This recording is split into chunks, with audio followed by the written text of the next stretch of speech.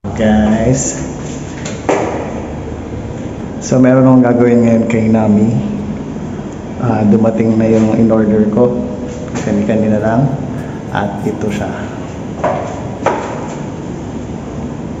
Taray! Diba? Ang astig. So yan, mag-unboxing tayo ng upuan yan, upuan ni Nami. So pakita ko sa inyo yung current na itsura niya. So yan si Nami. So yan. So yung current na itsura niya. Tapos after, pakita ko ulit sa inyo after ko naman ma-install itong magandang upuan na to. Ang ganda ng quality. So kararating lang niya. So i-unbox ko muna. So pakita ko sa inyo kung paano ko siya kakabit na ngayon. Yan. Okay.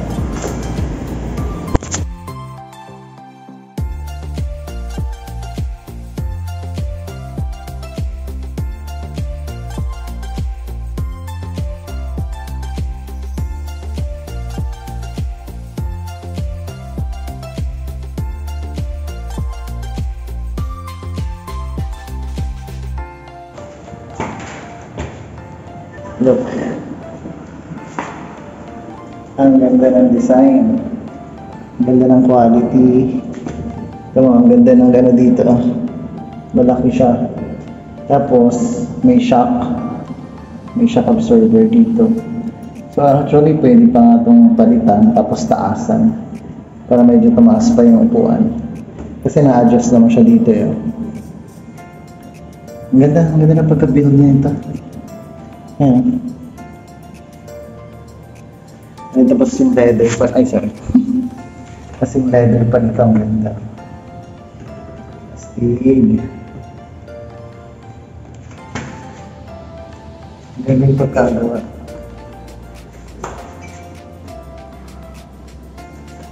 Nice.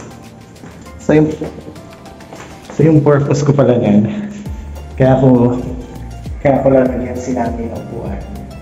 Kasi gusto kong ihatid ang aking anak sa school every morning. So para kaya mahaba rin yung upuan niya. Para makaupo siya dito sa unahan. Tapos dito ako. So yan. So ikakabit ko siya dyan. And then, after yan, bago ko kasi ito, bababaan ko na siya ng hanggang dito. So para pag nakaupo ako, mababa din, parang natuwa mo siya. Sabihin ko. Okay? So, kabit ko muna.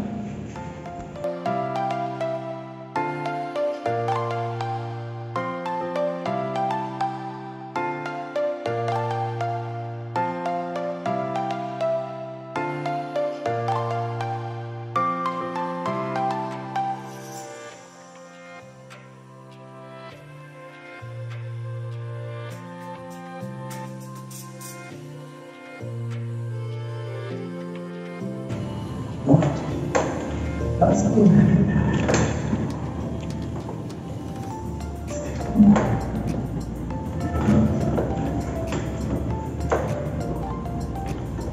Oh, sleep pala na sleep. Oh.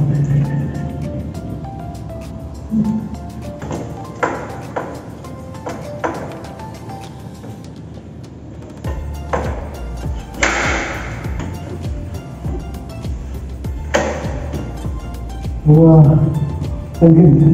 Ang taas din. Astig.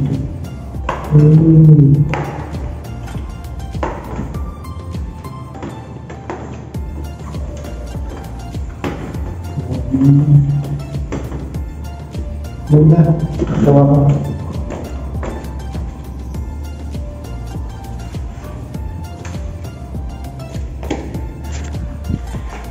Yung peras ang ganda. Astig. So, ayun na guys, di ba? Ngayon naman.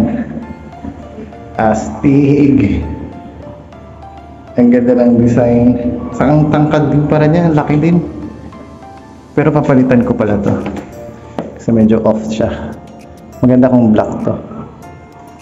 Para Lahat black. Ganda oh.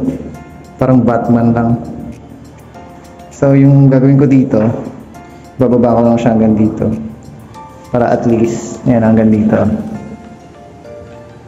Hanggang dyan. Yan, ito bababa mo hanggang dyan. So para mukha siyang motor na yung datingan niya. Nakakatuwa lang yung ano. Nakakatuwa yung design. Kasi yung ano siya, heavy duty. Hindi katulad yung mga nabibili na ano, na mga ordinaryong upuan, pangit.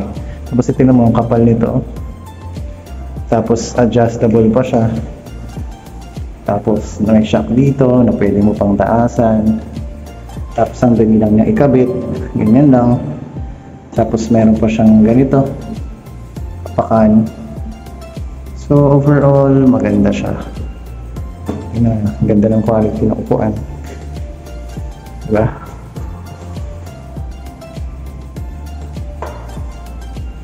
Ganda. So, promote natin kung saan ko siya nabili. So, nabili ko siya dito sa page na to. Ayan. So, gumagawa talaga sila ng mga ganyan, mga customized.